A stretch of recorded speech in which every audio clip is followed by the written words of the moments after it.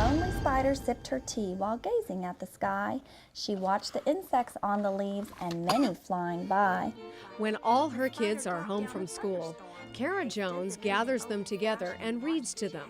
Daughter Sarah, oldest son Austin, and little Chi-Chi enjoy the daily ritual.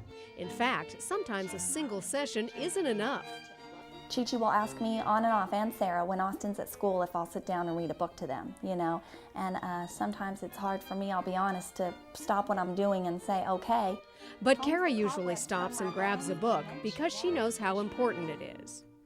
Probably the single most important thing that a parent can do to encourage their child to read is to read to the child as early as possible and to continue to read to the child well until their school years. We adults may understand the importance of this, but our children, well, they may not, at least not at first. So what can we do?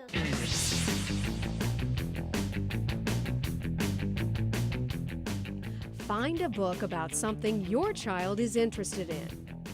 So if you have a child that likes sports, get books about sports. If you have a child that likes princesses, get a book about princesses. It doesn't really matter what they're reading, just that they're reading and that they're learning something and exploring something. The Super Bowl is the championship of the National Football League, NFL.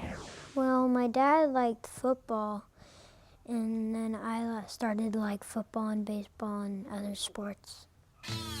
So, of course, this sports book is Austin's favorite, and he reads it over and over.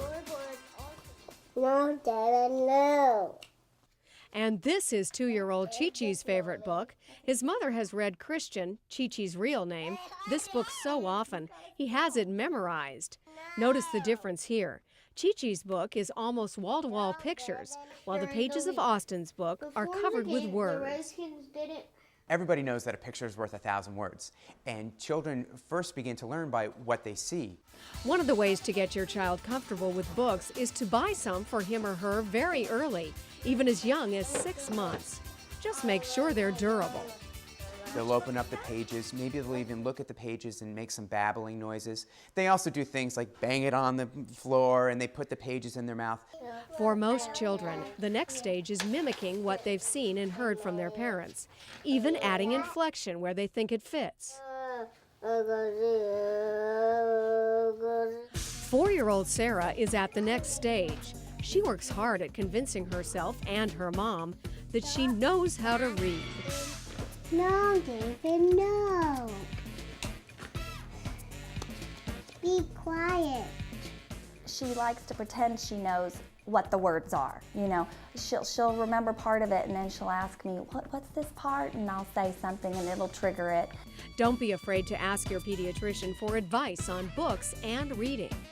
One of the important things is to be patient when you're listening to your child read, because they may stumble and fumble over some words, but you want to give them time to get through it, because when they do, they have a great feeling of success and reward. On trips to the library or the bookstore, try to let your children pick the books they want if they're ready.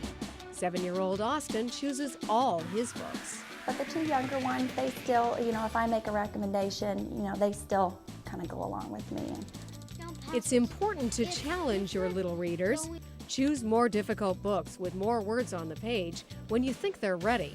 Soon, they'll reach a reading milestone. Something very important happens between around 2nd and 3rd grade, and that is that a child goes from learning to read to reading to learn. That is, they now understand that these words mean something and it has a story and there's some comprehension that goes along with it. It's different going out on the field for the Super Bowl.